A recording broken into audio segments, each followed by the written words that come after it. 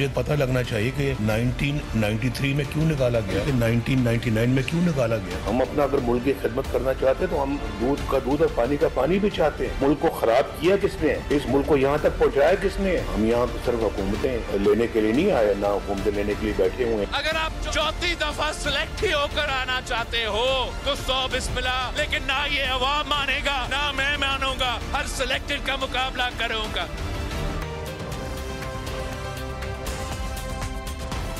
अस्सलाम वालेकुम नाजरीन, आप देख रहे हैं power politics with Adil Abbasi.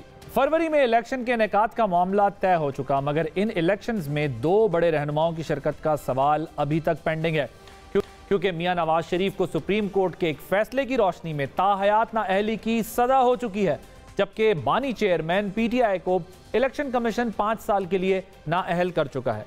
इस हवाले से आज 2 अहम पेशरफ्त हुई हैं। ताहयात नाअहली के मामले पर सुप्रीम कोर्ट ने अदालती फैसले और इलेक्शन एक्ट की शिक 232 में मौजूद तजाद का नोटिस ले लिया है और जनवरी में हतमी फैसले का इंदिया दिया है। इस मौके पर चीफ जस्टिस ने अहम रिमार्क्स दिए हैं कि इंतखाबात सर पर हैं। रिटर्निंग अफसर, इलेक्शन ट्राइब्यूनल और अदालतें इस मकमसे में रहेंगी कि इलेक्शन एक्ट पर इन्हिसार करें या सुप्रीम कोर्ट के फैसले पर। इलेक्शन एक्ट और अदालती फैसले में से एक बरकरार रहेगा। चीफ जस्टिस ने कहा कि हर शख्स हर वक्त सच तो नहीं बोलता, असल नाअहली तो आर्टिकल 63 में है। पाकिस्तान की तबाही करने वालों को दोबारा सियासत में आना ही नहीं चाहिए, मगर पाकिस्तान की तबाही करने वाले की नाअहली भी 5 साल है। मजीद कहा कि ताहयात नाअहली का फैसला करने वाले 5 रुकनी बेंच के सामने नाअहली की मुद्दत का मामला नहीं था। दिलचस्प बात है कि बेंच में मौजूद जस्टिस अतर मिनुल्लाह ने वाज़ेह तौर पर कहा कि इलेक्शन एक्ट में तरमीम से सुप्रीम कोर्ट का 62(1)(f) तशरीह का फैसला गैर मौसर हो चुका है। क्या इस पेशरफ से मियां नवाज शरीफ की इलेक्शन में शिरकत का सवाल तय हो गया है? दूसरी तरफ तोशाखाना फौजदारी केस में इस्लामाबाद हाई कोर्ट ने बानी पीटीआई की तरफ से इलेक्शन कमीशन का फैसला मुअत्तल करने से मुताल्लिक दरख्वास्त पर फैसला महफूज कर लिया है, जबकि पेशावर हाई कोर्ट ने पीटीआई इंट्रा पार्टी इलेक्शन पर ईसीपी को मजीद कार्रवाई से रोक दिया है। क्या स्टे ऑर्डर पर पीटीआई बल्ले का निशान बचा पाएगी? ये तो है अदालती मुहाज का मामला। अब अगर सियासी मुहाज की बात करें तो मियां नवाज शरीफ ने 90 की दिहाई में 2 बार हुकूमत से निकाले जाने का सवाल एक बार फिर दोहराया है और एहतसाब की बात की है। क्या कबूलियत के बाद नून लीग को मकबूल बयानिए की भी तलाश है? क्या मौजूदा वोटर बेस 20 साल पुराने जो वाक़यात हैं उससे मुतासर हो सकेंगे? इसके अलावा देखना यह है कि नून लीग और IPP सीट एडजस्टमेंट का मामला कहाँ तक पहुँचा है। इन तमाम मामलों पर आज हम बात करेंगे। हमारे स्टूडियोज़ में मौजूद हैं सीनियर सहाफ़ी तज्ज़ियाकार हसन अयूब साहब, तर्जुमान इस्तेहकाम पाकिस्तान पार्टी डॉक्टर फिरदौस आशिक आवान साहिबा, वकील तहरीक इंसाफ अजहर सिद्दीक साहब। आप तीनों का बहुत शुक्रिया। हसन, मैं आपसे ज़रा गुफ्तगू का आगाज़ करूँगा। अब जो नवाज शरीफ साहब की इलेक्शन में शिरकत के हवाले से अगर कोई इबहाम था तो वो दूर होता हुआ हमें जो है वो दिखाई दे रहा है। जो आज सुप्रीम कोर्ट के रिमार्क्स हैं उससे अब लगता है कि ये मंजिल ज़्यादा दूर नहीं है। What is your take on? देखिए, बहुत शुक्रिया। देखिए, बात तो बड़ी इंपॉर्टेंट कर दी है चीफ जस्टिस ने। उन्होंने कहा कि जो शख्स यानी अगर वो पाकिस्तान के ख़िलाफ़ भी है और कोई अपनी जो है वो वेज वॉर का लफ्ज़ इस्तेमाल किया उन्होंने, तो उस पर भी नाअहली की जो मुद्दत है वो 5 साल है। तो उन्होंने कहा कि ये यानी झूठ बोलने के ऊपर या नमाज ना पढ़ने के ऊपर अगर नाअहली ताहयात किस तरह हो सकती है, एक फंडामेंटल क्वेश्चन है। दूसरी बात ये है कि इस्लाम तो इस्लाह का कहता है ना, इस्लाम कहता है कि जी आपने तौबा करें। तौबा का एक कॉन्सेप्ट है इस्लाम में। तो हमारी अदलिया ने जो फैसला किया था यानी नाअहली की मुद्दत को ताहयात करार दिया था, जो कि आप जो 62(1)(f) की तशरीह की थी उन्होंने, वो तशरीह इस्लामिक प्रिंसिपल के ख़िलाफ़ थी। मैं तो आज भी कहता हूँ, मैं पहले भी कहता था, तशरीह करना बिल्कुल ये सुप्रीम कोर्ट की स्वाबदीद थी, उनका इख्तियार था, लेकिन तशरीह तो दुरुस्त करनी चाहिए थी ना। यानी आपका कानून कोई भी चीज़, इवन आईने पाकिस्तान भी इस्लामी तालीबात और कुरान पाक से मुतसादम नहीं हो सकता। फिर सुप्रीम कोर्ट का फैसला किस तरह मुतसादम हो सकता है? यानी आप ये देख लें कि अब उन्होंने आइन की तशरीह कर दी। अब आइन की तशरीह अगर उन्होंने गलत भी कर दी है तो अब उसके बाद अब ये मौक़िफ़ इख्तियार किया जाता है जी क्योंकि गलत हो गई है, इसलिए अब जब तक दोबारा सुप्रीम कोर्ट ही उसको अंडू नहीं करेगी तो आप उसको यानी वो गैर मौसर नहीं हो सकती। नहीं, जस्टिस अतर मिनुल्लाह साहब ने कहा कि इलेक्शन एक्ट में हमने तरमीम कर दी है, तरमीम हो चुकी है, तो उसके बाद वो गैर मौसर हो चुकी है। मेरा ख्याल ऐसा नहीं है। अच्छा। क्योंकि वो कॉन्स्टिट्यूशन की तशरीह हुई है, तो इसलिए अब सुप्रीम कोर्ट को ही अपना वो फैसला वापस लेना होगा। रिकॉल करना होगा। अजहर सिद्दीक साहब, आप लोगों का तो ज़ाहिर है रिलायंस इसी बात पे था कि सुप्रीम कोर्ट से ही ये मसला सेटल होना है, लेकिन अब जो आंकस आए हैं तो उससे कुछ आप लोगों को इत्मीनान हो गया है, अंदाज़ा हो रहा है कि क्या होने जा रहा है? क्योंकि आप तो यही कहते थे सुप्रीम कोर्ट ही सेटल करेगी। बहुत शुक्रिया। नहीं, हमारे लिए ये कोई अनजब्बे की बात नहीं है। वो कहते थे जब जस्टिस काजी फाजिल साहब आएंगे उसके बाद पता नहीं क्या कुछ हो जाएगा, वो नजर आ रहा है।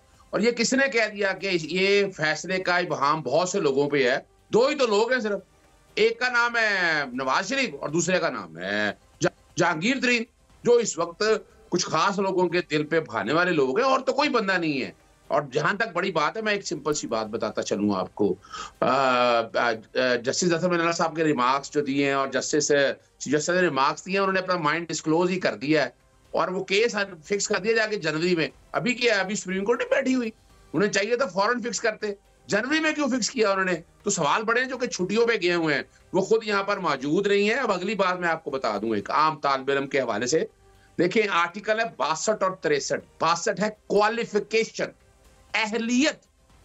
अहलियत के किसी आर्टिकल में मुद्दत नहीं है। ये जो हम कह रहे हैं ना, ये बैठ के हम बनाते फिर। आर्टिकल 63 ट्रिगरिंग इवेंट है, यानी आपको कोई सजा होगी, और ये फौजदारी प्रोसीडिंग नहीं है। वो हमारे चीफ जस्टिस साहब ने अजीबोगरीब से रिमार्क्स दे दिए, भाई ये फौजदारी प्रोसीडिंग नहीं है, फौजदारी में सजा होती है, ये तो उसके कॉन्सिक्वेंस हैं।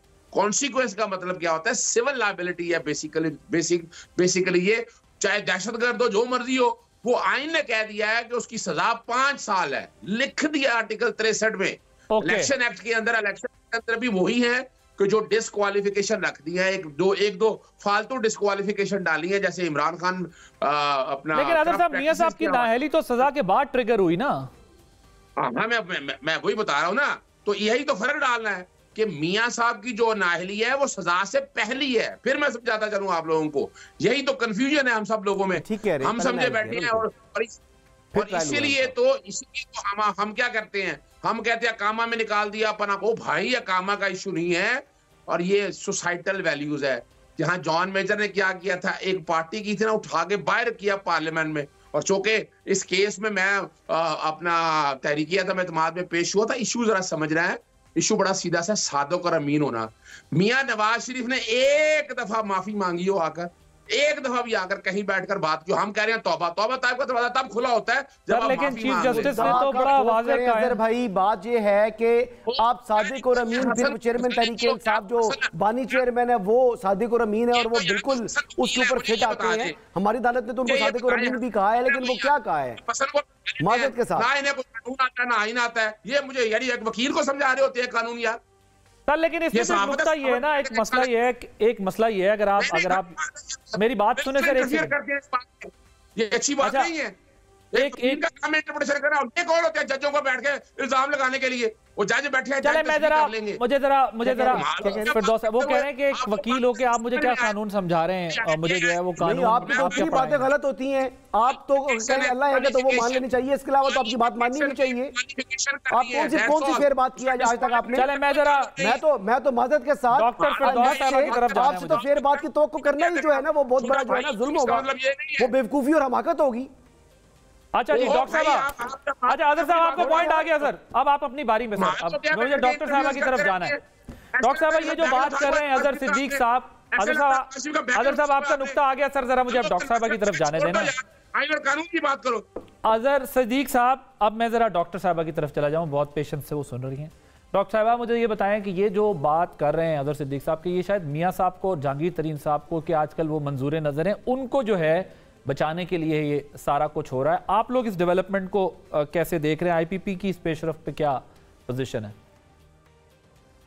बिस्मिल्लाहिर्रहमानिर्रहीम। सबसे पहले तो अजहर सिद्दीक साहब को पानी पिलाएं, ठंडा करें। इंग्लैंड में बैठे हैं ना, कैसे पानी देने जाऊं, यहाँ से कोई पास वाला देगा उन्हें।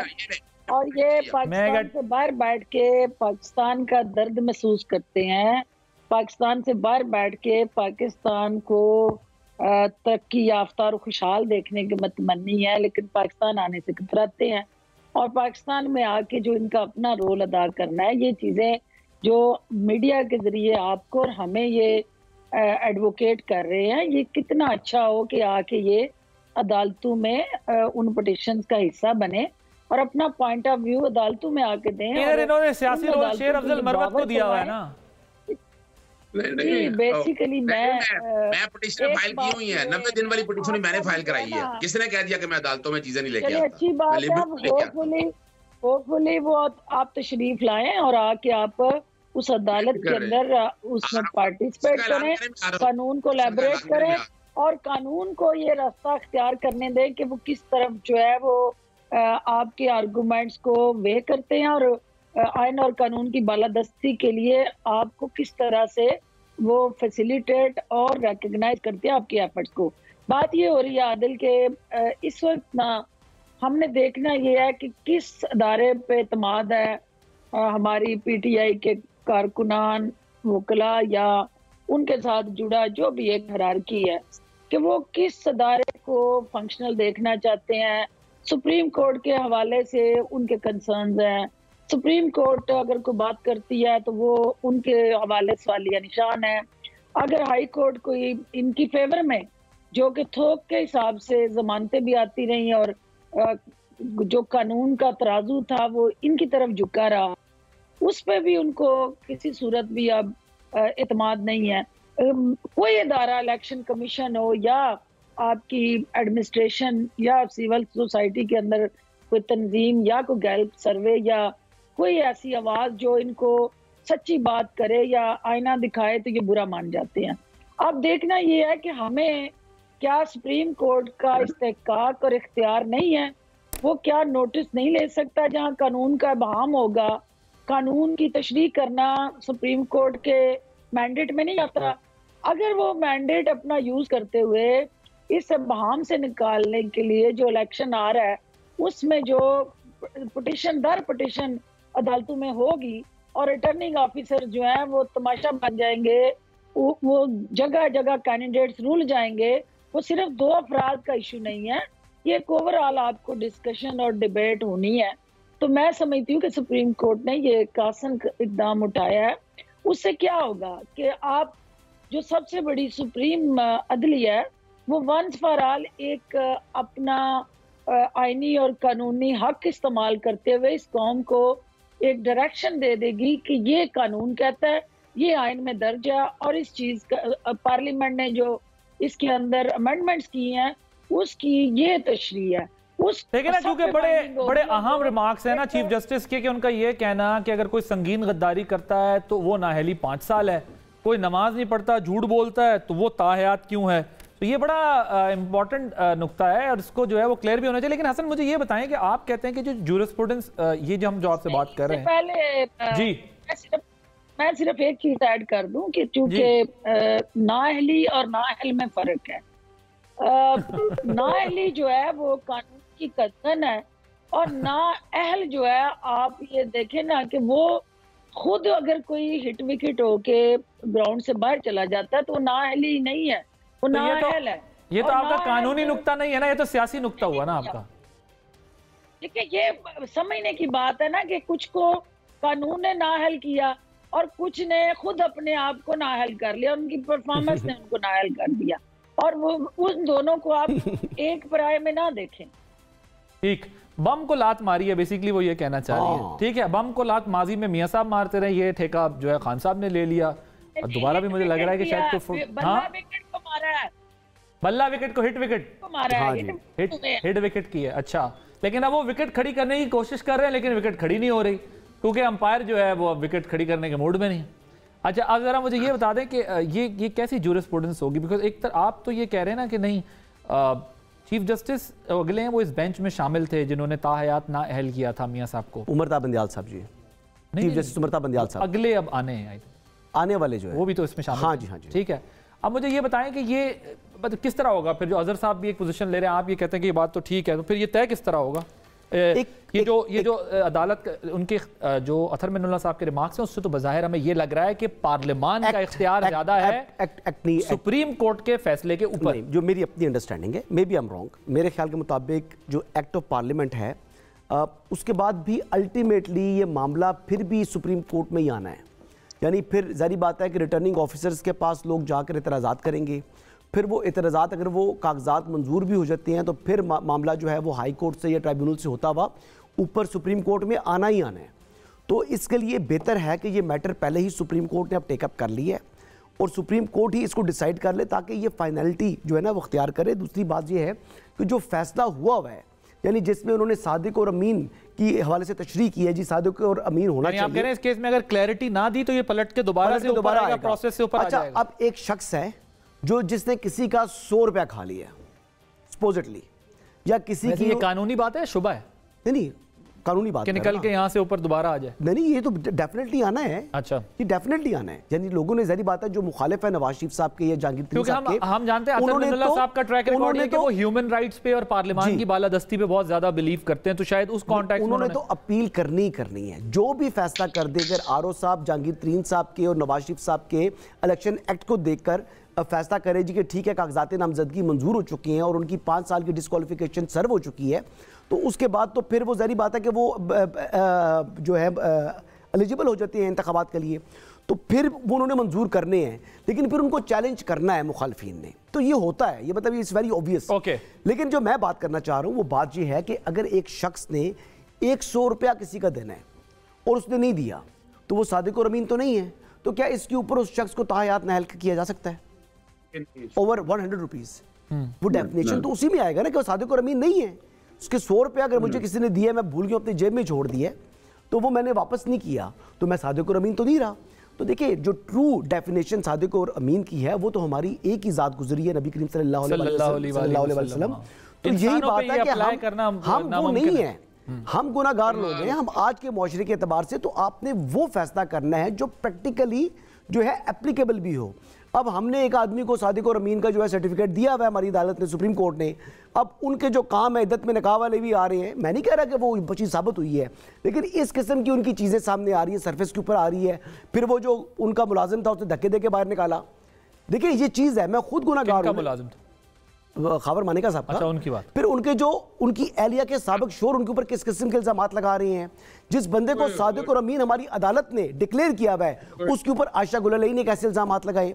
जिस शख्स को सादिक और अमीन हमारी अदालत ने डिक्लेयर किया हुआ है, उसके ऊपर रिहाम खान जो उसकी साबिक एहलिया, उसने कैसे इल्जामात लगाए। तो बात यह है, और वो ही शख्स जिसको सादिक और अमीन करार दिया हमारी अदालतों ने, उसने रियासत मदीना की बात की और फिर उसके ऊपर इस किस्म के इल्जामात लग रहे हैं, जिसकी आयला मलिक के साथ खुद अपनी ऑडियो का अजीबो गरीब किस्म की आई है। तो बात यह है कि वो सच है, झूठ है, फ्रांसिक है, टेम्पर्ड है, जो भी है, मैं तो खाली ये बात करूंगा। लेकिन जब आपने इतनी हाई मॉरल्स करते हैं तो हम सब गुनाहगार हैं, मैं खुद गुनाहगार हूं, तो मैं भी रियासत मदीना की बात नहीं कर सकता, ना ही मैं सादिक और अमीन की डेफिनेशन के ऊपर पूरा उतरता हूं। जी आदर साहब। अच्छा, असल में ना आदिल अब्बासी, बड़ा प्रॉब्लम ये है, खान भार को समझते हैं कि हमें को बहुत कुछ आता है। देखिए, सादिक और अमीन आका दो जहां हुजूर नबी की उनकी जात है। क्या एक आदमी को सच्चा नहीं होना चाहिए, अमानतदार नहीं होना चाहिए? किसने कह दिया? वो तो हाई मॉरल स्टैंडर्ड की बातें वो लेता है। आपके आइन ने लिखा है 62(1)(f), मैंने नहीं कहा। और ये मियां नवाज शरीफ की पार्लियामान थी उस वक्त, सब ने इकट्ठे बैठ के 18वीं तरमीम पास की थी। अब आते हैं मैं आसान लफ्ज़। एक सेकंड आदर साहब, एक सेकंड, एक नुक्ता है मेरा। 35 पंक्चर वाला जो इल्जाम लगाया था खान साहब ने, वो सच्चा साबित नहीं हुआ था। उसके बाद उन्होंने कहा मुझे इसने कहा, मुझे उसने कहा, हम पहले भी प्रोग्राम में बात कर चुके हैं। तो जब वो 35 पंक्चर वाला झूठा इल्जाम लगाया और वो साबित नहीं हुआ, तो उस पर सादिक और अमीन का फॉर्मूला अप्लाई होगा या नहीं? एक सवाल है मेरा आपसे बतौर वकील। अच्छा, आप मुझे टाइम जरा देना, मैं समझा रहा हूँ, आम बंदे को भी जरा समझ आ जाएगी। देखिए, इस तरह के इल्जाम कितने लगते हैं? आप ये इल्जाम उन्होंने खुद लगाया था, उन पे नहीं लगा था। ये है कागजात नामजदगी पर 62(1)(f) कहाँ इतलाक होना है? ये अल्लाह रखा मोहम्मद बूटे पे नहीं होना, कर्जा ले लिया दे दिया, इस पे नहीं होना। जो आप कागजात नामजदगी में डिक्लेयर करते हैं, मैं फिर क्लियर कर रहा हूँ आपको, ये इसका इतलाक वहां होना है। ये हर काम पे नहीं होना। रिहाम खान पे पता नहीं क्या क्या बातें आप कर रहे हैं, और वो भी क्या हुआ, मैं आपको उस केस में भी कहता रहा था कि अपना इज्जत वाले निकाह में, और अभी तो इमरान खान को समन कर रहे हैं, वो चाहते थोड़ा है, अभी तो मफरूजे हैं, अभी बातें मफरूज। अगर साहब वो जितनी बातें हसन ने की हैं, उनको अगर मैं इल्जाम तस्वुर कर लूं, उनको तो आप एक तरफ कर दें, वो तमाम इल्जाम है। मुझे सिर्फ इसका जवाब दें कि अभी केस नहीं है, कोई कागजात नामजदगी नहीं है, कोई अदालत में मसला नहीं है। अगर एक बंदे ने 35 पंक्चर का इल्जाम लगाया नजम सेठी साहब पर और वो साबित नहीं हुआ, तो बताओ सर, सुने ना सर, गुजारिश तो सुन लेना। साबित क्या मतलब है? हर चीज अदालत में तो साबित नहीं करनी, कोई अखलाकियात भी चीज है। क्या अखलाकी तौर पर आप उन्हें दुरुस्त साबित करेंगे या फिर भी सादिक और अमीन कहेंगे? यही तो फर्क है। 18वीं तरमीम से पहले 62(1)(f) में अदालत का लफ्ज नहीं था। 62F में अदालत का लफ्ज डाल दिया गया। सादिक और अमीन के खिलाफ अगर कोई बात आपने साबित करनी है तो अदालत कहेगी। मैं फिर क्लियर कर रहा हूं और मैं चैलेंज कर रहा हूं इस बात को। अब जरा बात को मुझे बिल्ड कर लेने दे। ये इल्जामात खाली, ये बातें जो हम करते हैं ना सादिक और अमीन, ये खुदारा यार दीन ये नहीं है। मुझे आज दुख हुआ जस्टिस काजी फायसा के इस लफ्ज के ऊपर कि जनाब नमाज पढ़ने वाला यार खुदारा मजाक उड़ा रहे हैं, अब तो दीनी आयात का हवाला देते रहे। तो बात को जरा समझे, उनको खुद समझ नहीं आई इस बात की कि वो कहना क्या चाह रहे हैं। सजा देखिए, एक सजा अलग है, जैसे इन्होंने बताया ना कि 100 रुपया ले लिया, दिया नहीं, आप ये डिफॉल्ट कर जाए। आप 63 में लिखा हुआ है डिफॉल्ट वाला जो है इलेक्शन नहीं लड़ सकता, लिखा हुआ है। आदर साहब, फिर आप ये कह रहे हैं बेसिकली कि अगर अदालत ने साबित कर दिया सादिक और अमीन तो ठीक, इसके अलावा दिन भर बंदा झूठ बोलता रहे, बेशक लोगों को बेवकूफ बनाता रहे, इल्जाम लगाता रहे, पगड़ियां उछालता रहे, लेकिन वो सादिक और अमीन रहेगा क्योंकि चंद मनपसंद जजेस ने उसको सादिक और अमीन या गद्दारे वतन या नाअहल करार नहीं दिया। तो सोसाइटी की भी तो कोई वैल्यूज है सर, या सारा कुछ अदालतों ने करना है? इन अदालतों पे तो बड़े बड़े केसेस हैं जो इन्होंने जई तई फेरी है केसेस में। देखिए ना, मुझे अब ब्रेक लेने का कहा जा रहा है सर। मैं समझा ये हूं कि आपने कहा है कि अदालत कहेगी तो ठीक है, अदालत नहीं कहेगी तो झूठ बोलते रहो पूरा दिन, तुम्हें कोई भी नहीं पूछेगा। टीवी पे बैठ के भी बोलो, बाहर भी बोलो, जलसे में भी बोलो, नोबडी वुड आस्क यू के। आइंदा से अगर मुझे बुलाना है तो मुझे पूरा वक्त दिया करें, वरना मुझे ना बुलाया करें। दूसरे वाला अपना टाइम चेक कीजिएगा, मेरे से ज्यादा निकलेगा आपका। अदर साहब, मैं बात खत्म कर रहा हूं तो बीच में आपकी बात आ जाती। मैं सर बीच में नहीं, मैं आपको काउंटर आर्गुमेंट नहीं दूंगा। आप ये कह रहे हैं कि अदालत साबित करेगी। आप बात पूरी होने देना, मेरी बात पूरी नहीं होने दी। कर लें। मैं अपना क्लियर कर रहा हूं आपको कि ये सिर्फ नॉमिनेशन पेपर के हवाले से है। 1000 बातें करेंगे, 1000 बातें होंगी वो जब तक यहाँ, इसीलिए आर्टिकल 62(1) में लिखा हुआ है कोर्ट ने करना है।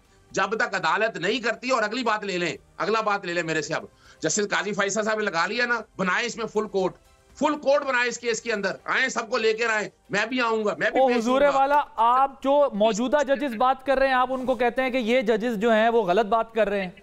पिछले जजेस जो बलियाल साहब और साकिब साहब बातें कर रहे थे, आप उनको सबको सच्चा साबित कर रहे हैं। ये क्या मतलब, ये तो वकालत कानूनी दलील तो नहीं हुई ना, ये तो फिर वो हुआ जो मेरे नाल है वो ठीक है।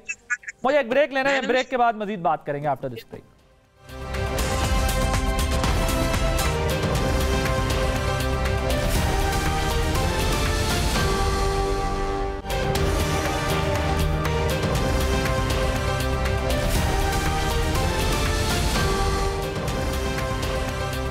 Welcome back. फिरदौस साहब, ये बताइएगा कि अब आईपीपी और पीएमएलएन के अलायंस की बातें, सीट एडजस्टमेंट की बातें हो रही हैं, तो पहले तो आप लोगों ने फैसला किया था कि आप लोग इलेक्शन अलग अलग लड़ेंगे।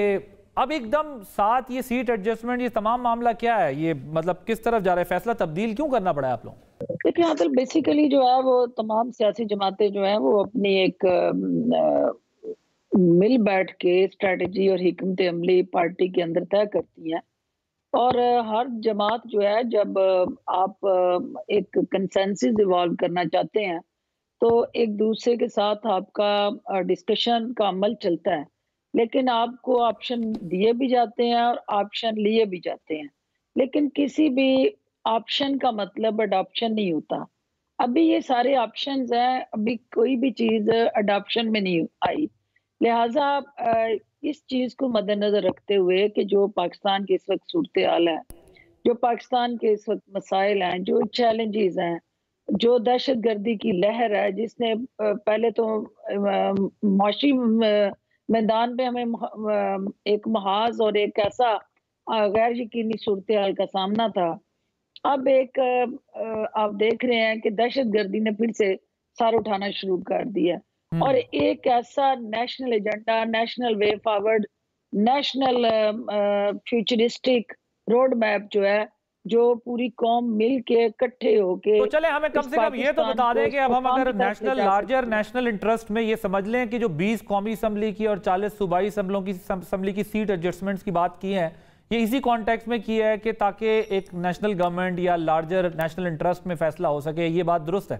देखिए, अभी ये नंबर जो आप बयान कर रहे हैं ये हकीकत नहीं है, और ये किसने स्टेटमेंट दी और कैसे दी और क्यों दी, ये बिल्कुल एक अहमकाना गुफ्तगू है जिसने भी की है, क्योंकि उसकी वजह ये है इससे ज्यादा सीटें हैं कि कम है?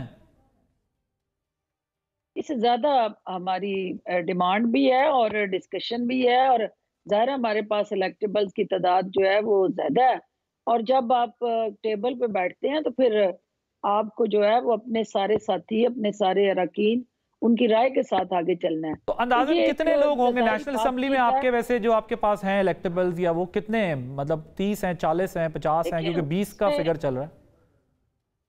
नहीं नहीं, ये गलत फिगर है और ये हकायक पे मबनी नहीं है।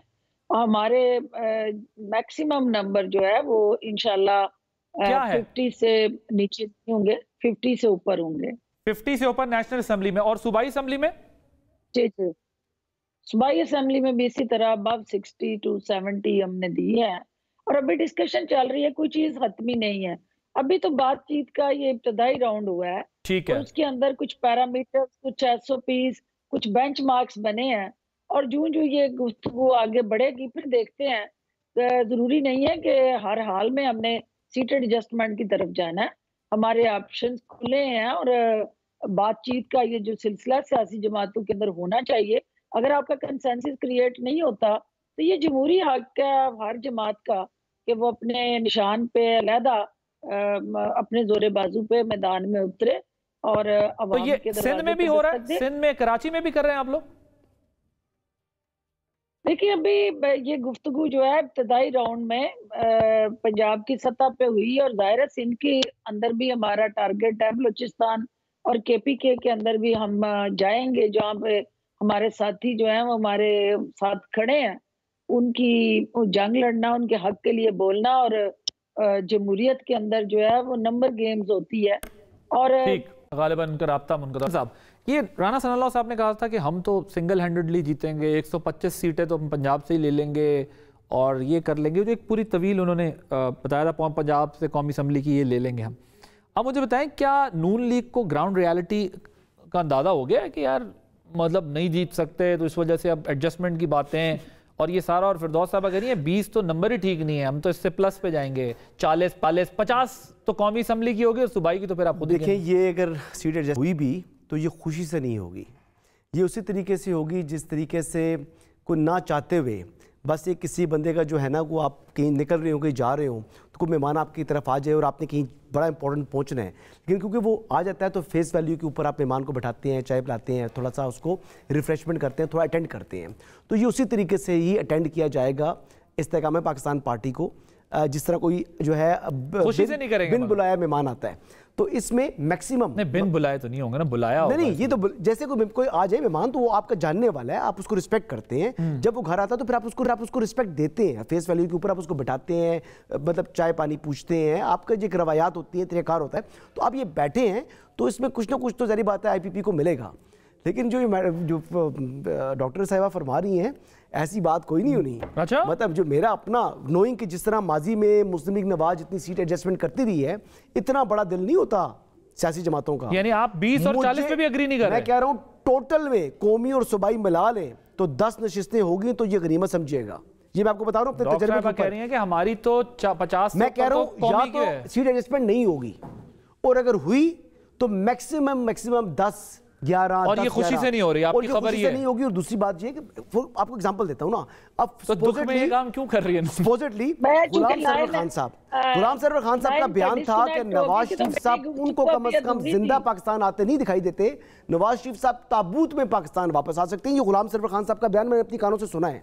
तो क्यों करके नवाज शरीफ साहब अपना उम्मीदवार खड़ा नहीं करेंगे उनके खिलाफ? क्वेश्चन है ना। एक आदमी ने एक बारे में सियासी बयानात अपनी जगह होते हैं, लेकिन इस तरह का बयान कि जनाब उनका ताबूत में वो आएंगे तो ये भी मुनासिब बातें होती हैं। जी डॉक्टर साहब कोई बात करना चाह रही हैं आप? हाँ, ये मैं डिस्कनेक्ट हो गया था, आवाज नहीं आ रही थी और मेरी वो बात अधूरी रह गई। देखिए, सियासत जो है वो गेम ऑफ इम्पॉसिबिलिटीज है।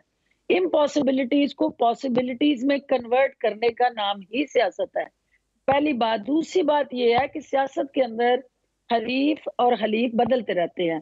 आज के हरीफ कल के हलीफ और कल के हलीफ आज के हरीफ हो सकते हैं। सियासत के अंदर आपको आगे देखना होता है, पीछे मुड़ के नहीं देखना।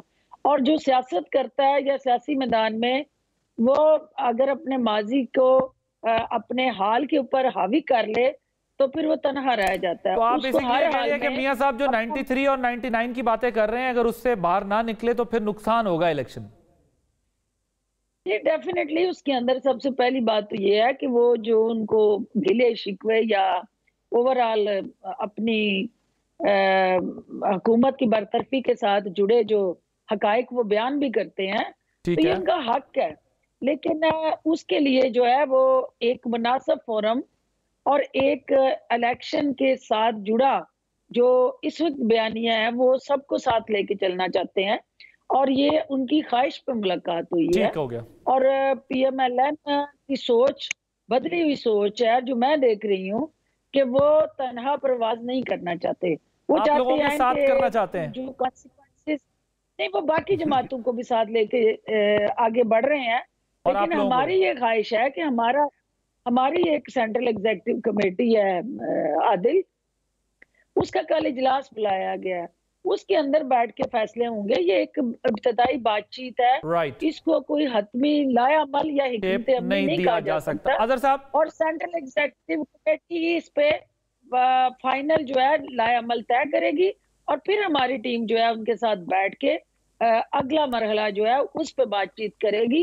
और जो हसन कह रहे थे ना कि कोई घर आ जाए तो उसको जाहिर है वफादारी दिखानी होती है, ऐसे कोई किसी के घर नहीं जाता जब तक कोई इंडिकेशन, जब तक मेजबान बुलाए ना किसी की तरफ से। ऐसे और इतनी सीटें चाय बिस्किट के साथ पेश भी नहीं की जाती। वैसे हसन ने ना शुरू में एक जुमला बोला है, मैंने पिक कर लिया है, उन्होंने कहा है कि ये दिल से नहीं हो रहा सब कुछ, तो बाकी रब जाने थे मूसा। अजहर सिद्दीक साहब, आप लोगों को जो है जब तक ये सियासत दिल से होती है, दिल और दिमाग जब एक जगह कटे ना हो, सियासत हो नहीं सकती। तो अजहर साहब, जिसने सियासत करनी है तो दिल और दिमाग को यकजा करना पड़ेगा। अजहर साहब, आपके ख्याल में इससे PTI को फायदा होगा, नुकसान होगा, जो ये एडजस्टमेंट होगी पंजाब में या आगे पीछे IPP? एक बात तो बड़ी वाज़ेह है, अंधा बांटे रेवड़ियां अपने ही कुत्ते, ये ऐसे नहीं जिरबुल मसल आई है सारी बातों को। और आपको किसने कह दिया कि पाकिस्तान मुस्लिम लीग नून की सीटों का फैसला नवाज शरीफ ने करना है? वो जिन्होंने फैसला करना है वो करना है। मैं फिरदौस आशिक अवान साहब की बात से इत्तफाक करता हूँ कि अगर वो बंदरबाट होनी है, अगर धांधला होना है, तो वो जो बात कह रही है वो समझ आ रही है बात कि वो जिन्होंने फैसला करना है वो फैसला कर लेंगे। असल जो बात समझिएगा, बात को ये है कि अभी जो ये पाकिस्तानी तारीख में इस तरह कभी पहले नहीं हुआ। जो बड़ा तय करके आए थे कि मैं लिख के देता हूँ वजीर आजम है, वो ग्राउंड पे अभी तक वो जलसा कर नहीं सके। वो बैठे घरों में बैठे रहते हैं, बैठ के फैसला करते हैं। कुछ लोगों ने जिन्होंने जलसे किए उन्होंने हालत देख ली है कि अपनी ग्राउंड पे रियलिटीज में बन नहीं रहा। अब बैठ के कोई ऐसा लायामल तय हो रहा है कि जहां बैठकर कोई पता नहीं है। वैसे तो अगर आप जिस तरह के हालात बन रहे हैं, अगर आप नीलामी भी करते तो कोई अर्ज नहीं है, पैसे आएंगे, मुल्क का कर्जा चला जाएगा। तय तो देखें, ये सारा तजर्बा जो हम करना चाहते हैं ना, 17 महीने ये तजर्बा कर लिया। ये सारी सियासी जमातें इकट्ठी थी, इनकी अपोजिशन भी कोई नहीं थी। यानी आज ये सारा कुछ बैठते लड़ते फिर रहे हैं, तो इनका तो इरादा है कि अपोजिशन लीडर भी इनका हो जैसे राजा रियाज इन्होंने बनाया हुआ था। और आपको तारीखी तौर पर याद होना चाहिए, इनको एक ऐसी हंग पार्लियामेंट, मैं कहूँगा ऐसी पार्लियामेंट चाहिए। ये जो कानून जिसका जिक्र कर रहे हैं 232 का, ये ऐसी पार्लियामेंट बिठाया कि जिसमें अपोजिशन तो थी नहीं, सोचा थी ना। Okay, thank you so much Azhar Siddique साहब, डॉक्टर फिरदौस आशिक अवान साहिबा, हसन अयूब साहब, आप तीनों को बहुत शुक्रिया। एक ब्रेक लेंगे, ब्रेक के बाद एक और अहम मसले पर बात करेंगे आफ्टर दिस ब्रेक।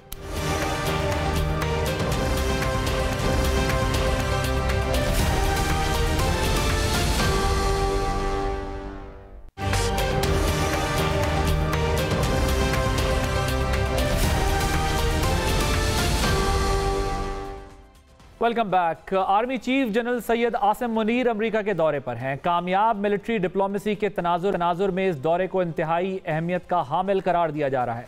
याद रहे कि गुज़िश्ता एक साल में आर्मी चीफ ने 11 गैर मुल्की दौरे किए और लगभग 17 गैर मुल्की सिफारती और अस्करी हुकाम से मुलाकातें भी की, जिसमें सरमायाकारी, कर्जों की वापसी, मुद्दत में तोसी और मुश्तरका दिफाई मामला तय पाए। गुज़िश्ता साल नवंबर में पाक फौज की कमांड संभालने के बाद आर्मी चीफ ने जनवरी में सऊदी अरब का दौरा किया, जहां सऊदी वली अहद मोहम्मद बिन सलमान और दीगर सऊदी हुक्काम से मुलाकातें की, जिसके नतीजे में सऊदी हुकूमत ने पाकिस्तान को दिए गए कर्जों की वापसी की मुद्दत में तौसी कर दी। सऊदी अरब के बाद अरब अमारात पहुंचे, जहां पाकिस्तान में मुमकिना सरमायाकारी और दिफाई मामला तय पाए। इसके अलावा 5 फरवरी में बरतानिया के दौरे में हुक्काम के साथ स्ट्रेटेजिक सिक्योरिटी मामलात पर बहस हुई। वॉल्टन पार्क में स्टेबिलिटी कॉन्फ्रेंस में शिरकत और मेहमान खुसूसी के तौर पर खिताब भी किया। 11 फरवरी को दोबारा मुत्तहदा अरब अमारात का दौरा किया, जहां सदर शेख मोहम्मद बिन जायद अल नहान से मुलाकात में पाकिस्तान के कर्जों की मुद्दत में तोसी और SIFC के तहत ज़रई अजनास, मादनियात, IT और दिफा के शोबों में सरमायाकारी के मामलात पर बात की। 25 अप्रैल को चीन के 3 रोज़ा दौरे के दौरान दिफा, CPEC और टेक्नोलॉजी के मुआहदे पर जो है वो बात हुई। 15 जुलाई को आर्मी चीफ ने ईरान का 2 रोज़ा दौरा किया, जिसमें ईरानी सदर इब्राहिम रईसी, वज़ीर ख़ारजा और आर्मी चीफ से मुलाकातों में इलाकाई सलामती और अमरीका ईरान ताल्लुकात और दीगर मामलात भी ज़ेर बहस आए। 30 जुलाई को एक बार फिर मुत्तहदा अरब अमारात का दौरा किया, जहाँ पाकिस्तान में SIFC के तहत ज़राई अजनास, मादनियात, IT और दिफाई शोबाजात में होने वाली सरमायाकारी के हतमी मामलात तय हुए। 5 सितंबर को उज़्बेकिस्तान के दौरे में उज़्बेक सदर, वज़ीर दिफा और अस्करी हुकाम से मुलाकातों में इलाकाई सिक्योरिटी और दहशतगर्दी के खिलाफ जंग में मुश्तरका लाएअमल अपनाने के मामलात भी तय हुए। 13 सितंबर को तुर्की के दौरे के दौरान सदर तैयब एर्दोगान और दीगर हुकाम से मुलाकातों में इलाकाई सलामती और मुश्तरका दिफाई दिलचस्पी के उमूर ज़ेर बहस आए। तुर्क सदर ने ज़लज़ले के दौरान पाक फ़ौज की इमदादी कार्रवाइयों की बिलखुसूस अर्बन सर्च एंड रेस्क्यू टीमों के भेजे जाने पर इजहार तशक्कुर किया। आर्मी चीफ की खिदमात के सिले में उन्हें तुर्क अवार्ड भी दिया गया। 25 सितंबर को बिशप ऑफ पाकिस्तान से मुलाकात में अक़लियतों के मुकम्मल तहफ़्फ़ुज़ और मजहबी आज़ादी फराम करने के अज़्म का इजहार किया। सानहा जनावाला के तनाज़ुर में अक़लियतों के तहफ़्फ़ुज़ात दूर करने में आर्मी चीफ ने अहम किरदार अदा किया। 24 अक्टूबर को फ़लस्तीनी सफ़ीर से मुलाकात में आर्मी चीफ ने फ़लस्तीन की मुकम्मल अखलाकी और सिफारती हिमायत जारी रखने का इआदा किया। आर्मी चीफ ने आलमी बरादरी से फौरी जंगबंदी, गज़ा में इंसानी इमदाद और फ़लस्तीनी रियासत की सरहदों की 1967 के मुताबिक क़याम का पुरज़ोर मुतालबा किया। 1 नवंबर को जनरल सैयद आसम मुनीर ने आज़रबाईजान का दौरा किया। दौरे के दौरान आज़रबाईजान के अस्करी हुकाम ने पाकिस्तानी हिमायत को सराहा और बाहमी ताल्लुकात को बढ़ाने के अज़्म का इजहार किया। 29 नवंबर को आर्मी चीफ ने तीसरी मरतबा मुत्तहदा अरब अमारात और कुवैत पहुँचे, जहाँ पाकिस्तान में सरमायाकारी और दीगर शोबाजात में पेशरफ्त पर बात की। गैर मुल्की दौरों के अलावा आर्मी चीफ सऊदी अरब, मुत्तहदा अरब अमारात, श्रीलंका और चीन समेत 17 सिफारती और अस्करी हुकाम के साथ मुलाकातें कर चुके हैं। आज से अमेरिका का शुरू होने वाला दौरा इस लिहाज से भी अहम है कि कमांड संभालने के बाद आर्मी चीफ का ये पहला सरकारी दौरा है जो अमेरिका वो गए हैं। इस दौरे में अहम तरीन अमरीकी ओहदेदारों से मुलाकातें मुतवक्के हैं, जहाँ अमरीका और पाकिस्तान के दरमियान काउंटर टेररिज्म पर तावन, military to military cooperation, Afghanistan से पैदा होने वाली सूरत हाल, इकनॉमिक और इन्वेस्टमेंट के उमूर पर बातचीत की जाएगी। इस दौरे से सोशल मीडिया पर एक सियासी जमात की तरफ से किया जाने वाला प्रोपेगेंडा जो है वो दम तोड़ रहा है, जिसमें पाकिस्तान और अमेरिका के ताल्लुकात को अबतर देखा जा रहा था। हालांकि पाकिस्तान अमेरिका का अहम तरीन नॉन नेटो इत्तेहादी रहा है। पाकिस्तान और अमेरिका ने इत्तेहादियों के साथ मिलकर खित्ते में दहशतगर्दी के खिलाफ जंग लड़ी है, जो मजबूत मिलिट्री टू मिलिट्री कोऑपरेशन के बगैर मुमकिन नहीं था। गैर कानूनी तारकीन वतन के खिलाफ हालिया कार्रवाई में भी अमेरिका ऑन बोर्ड है। हाल ही में अमरीकी सेंटकॉम के चीफ पाकिस्तान के दौरे पर आए। इसके बाद अफगानिस्तान पर अमेरिका के खुसूसी नुमाइंदे पाकिस्तान आए, जिसमें अमेरिका ने खित्ते में दहशतगर्दी के खिलाफ पाकिस्तान की कामयाबियों को सराहा, क्योंकि अफगानिस्तान में मौजूद दहशतगर्द ग्रुप न सिर्फ पाकिस्तान बल्कि पूरी दुनिया के लिए खतरा है। इस मुश्तरका दुश्मन के खिलाफ पाकिस्तान चाहता है कि अमेरिका अपनी भरपूर हिमायत जारी रखे। इस लिहाज से आर्मी चीफ के दौरे की टाइमिंग बहुत अहम है, क्योंकि गैर कानूनी तारकीन वतन को वापस भेजने का अमल मुकम्मल करके पाकिस्तान अफगानिस्तान में मौजूद दहशतगर्द ग्रुपों को बेअसर करना चाहता है। उम्मीद की जाती है कि इस मसले पर अमरीकी ताउन सूदमंद साबित होगा। आदिल अब्बासी को इजाज़त दीजिए। अल्लाह हाफ़िज़।